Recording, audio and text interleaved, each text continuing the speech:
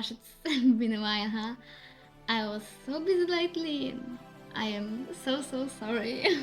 But anyways, hi, this is Albert, and today we're redesigning InfoChan.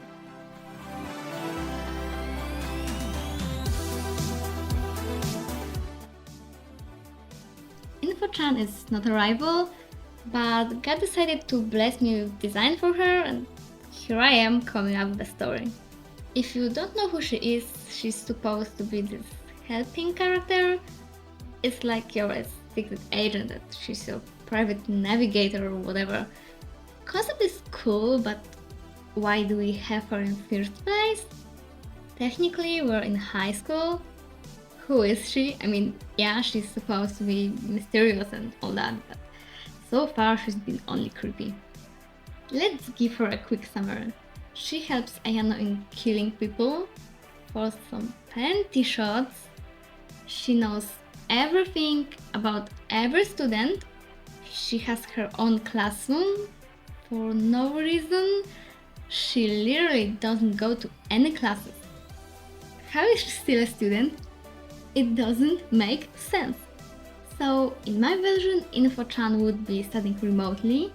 That is why she's not really around, and it also won't give us the opportunity to kill her. She's a senior. I don't know what she is in the game, and when I wanted to check, the site was literally non-existent. Like, what happened? Is this game still a thing? Anyways. They all are in college in my version, by the way. You knew that if you saw my last video. Let's talk about InfoChan's character and then we'll get to the design. She's very classy, she's very elegant, she's been studying remotely for a while now. She's the president of the photography club, but because she's technically absent, the vice president is kind of taking her place. They're not replacing her. It's kind of similar to Megami.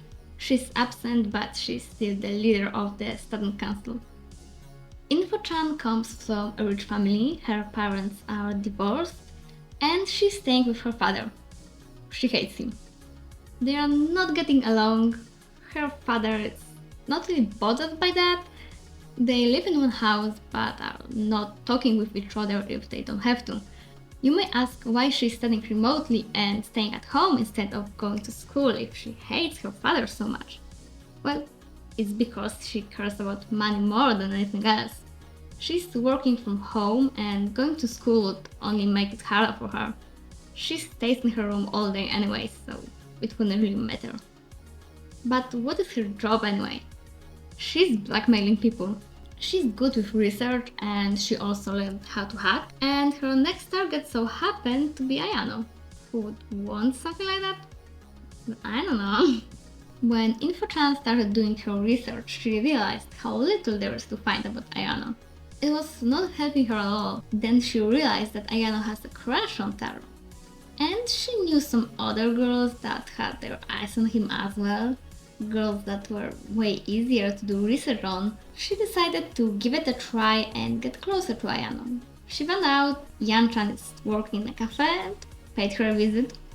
In the game, InfoChan would be in the cafe every day.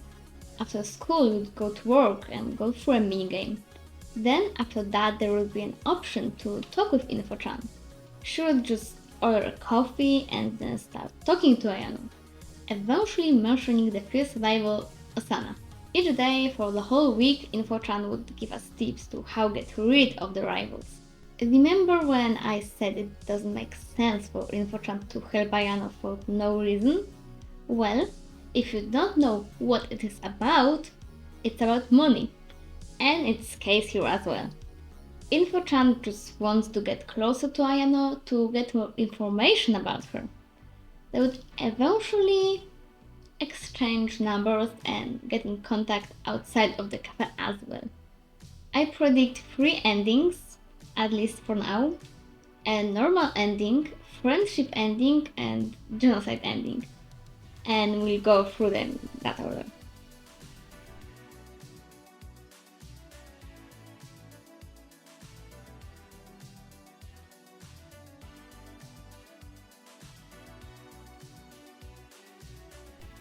Let's say you got rid of all the rivals and the method you wanted. Ayano goes to confess her feelings to Senpai.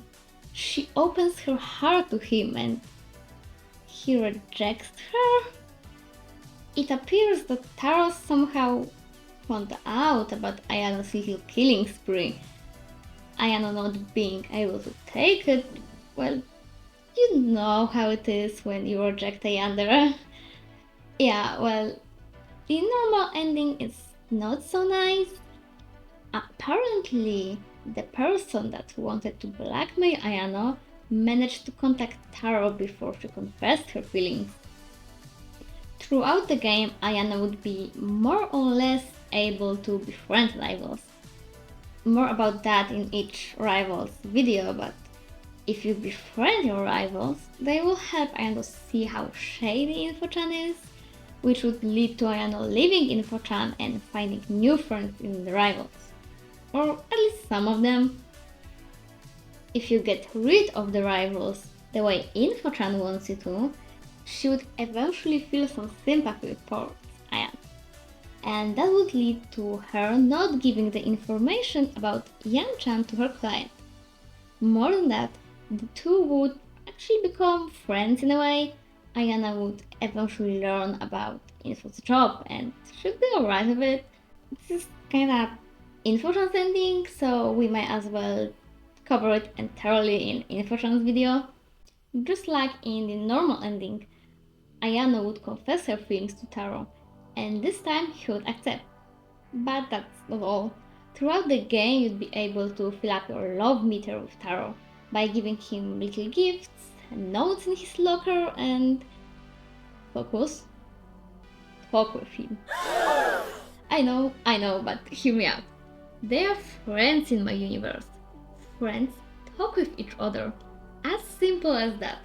Ayano won't get a heart attack just by standing next to him.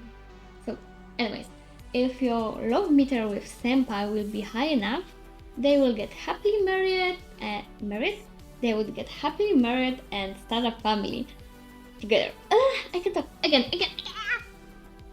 So, anyways, if your love meter with Senpai will be high enough, then they will get happily married and start a family together. If your love meter would be too low, Senpai would accept, but they would either end up breaking up later or getting divorced. I haven't really decided how far it's gonna go, but you know. Of course, Ayano loves Taro so much and she wouldn't bear seeing him with someone else. You know what happens when Ayano gets rejected.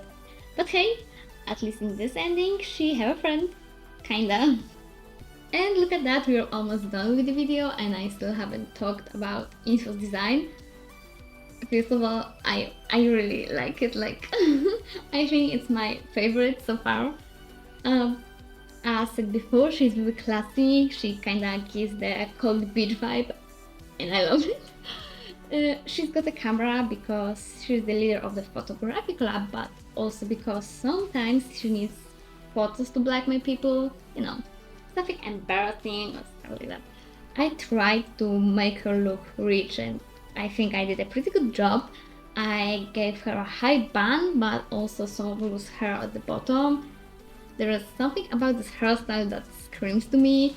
I know her hair, it sounds terrible, but yeah, her hair are so puffy and curly and it looks amazing. Her casual version is just how I wanted her to look and it makes me so happy. I kept her palette very simple. It's basically red with black and with some gold to make her look a little more fancy. Oh yeah, I kept her eyes red. She's wearing contacts. Was her natural eye color? I don't know, she didn't tell me. And here she is. What do you think about her design? What would you change on it? Or in her story for that matter? I know this video took me ages and I am so sorry, but summer started and I'll have more free time to make videos. I really love making them. It's just fun. Alright, enough yapping. Again, thank you so much for all the support and I'll see you next time. Bye bye! not really bothered by that. They live in a house. Wow, wow, great. Wow. Who would have thought? I wouldn't.